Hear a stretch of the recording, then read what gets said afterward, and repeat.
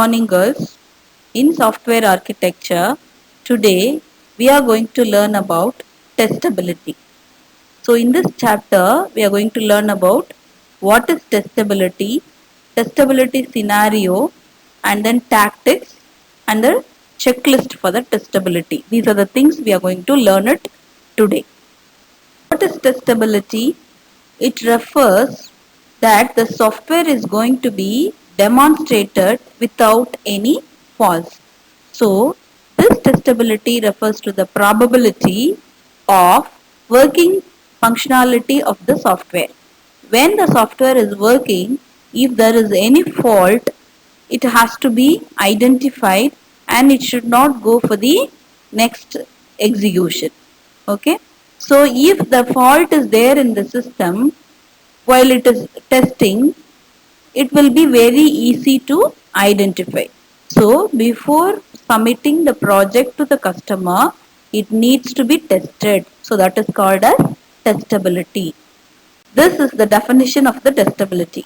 For each and every system, it should be properly testable. How it can be testable? By giving number of possible inputs, and according to the inputs, the control of each and every component's output has to be verified. That means it has to be observed and it has to go to the proper state. It should provide the proper output. So that is only given in the definition. So for each and every system, there will be number of possible inputs and the outputs. It has to go according to the control of each and every component. Based on that, the output will be observed. So this is the definition of testability.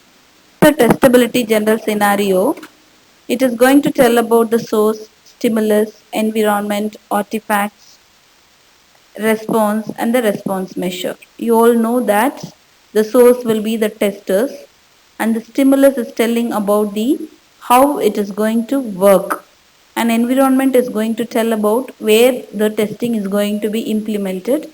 Artifacts is about how the testing is going to be done on the system. Response is going to how the system is going to give the answer. Response measure is telling about how it is going to be measured. So this is called as testability general scenario.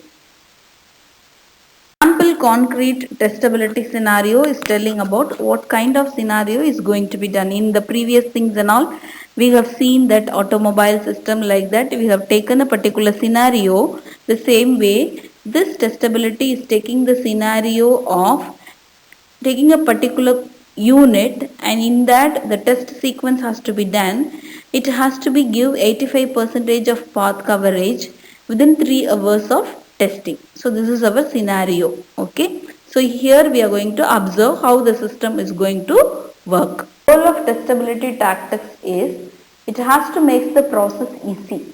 Okay. When the software has been developed, the process has to be easier. So that is the first goal. Second goal, it has to reduce the high cost of testing. Then only it can give the significant benefit.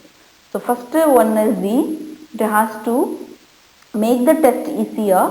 Second one is it has to reduce the high cost of testing. So in this, there are two categories for the tactics. The first category is telling about adding controllability and observability to the system to make the test easier. The second one will deals about the limiting the complexity in the system design. So these are all the two categories of the tactics. This is the picture which is telling about the testability tactics. First we are giving the executed test, and it has to, based on the tactics, we studied two categories, controllability and observability. So based on those tactics, it has to identify the faults. So the faults has to be detected. So this is the goal of the testability tactics picture. Look at this picture. We studied two categories, right? First category is controlling and observing the testing. Second category is limiting the complexity while designing the system itself. So here we are sending the executed test. Here we are going to observe and we are going to control the system states. How can we control it? By specifying these 6 kinds of tactics. Okay, and how can we limit the system design? Those two things, that means structural complexity can be reduced and determinism can also be limited. So these are the two things. We'll see in detail in the next one. How can we control and observe the system state? First category is the specialized interfaces. When we are using the testing, when we are implementing the testing in the system, we can use any kind of specialized interface to capture the variable values and how it is going to be tested, whether it is going to be using normal execution or it is going to use some special executions. First, that is the first one. Second one is about record and playback. That means all the informations while you are giving for the testing has to be recorded, then it has to be played back for the future testing. Third one, localized test storage.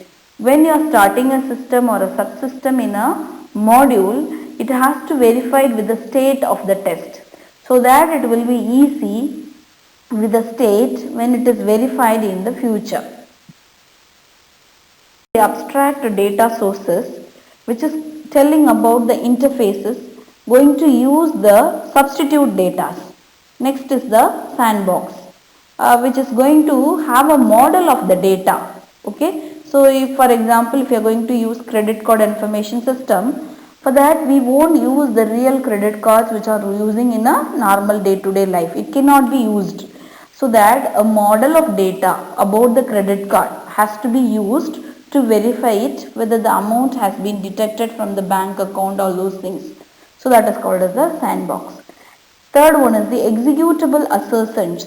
That is nothing but you hard coded and placed rules should be implemented in the desired locations so that it can say whether the program is going on a correct state or a faulty state. The next tactics we studied the limit complexity. How can we limit the complexity? By giving the structural complexity. By limiting the structural complexity, that is nothing but when it is involved with many kinds of dependencies between the components, it has to be reduced between the modules so that it will be, the complexity will be reduced. And non-determinism is telling about finding all the sources of the modules, and it has to identify the unconstrained parallelism between the modules as far as possible so that it can reduce the dependency. So by this way we can limit the complexity of the testability system. Studied so far in testability. First we studied what is testability. That means we are ensuring the system whether it is working according to the input and whether it is producing the reliable outputs. Second thing is we have to control and observe each and every system state, and for that we have to use the testability tactics. And if there is any complexity in the system, it has to be verified by using the tactics, and it has to be limited with the complexity so that the system will be tested easily. These are the things we studied in the topic testability. Okay.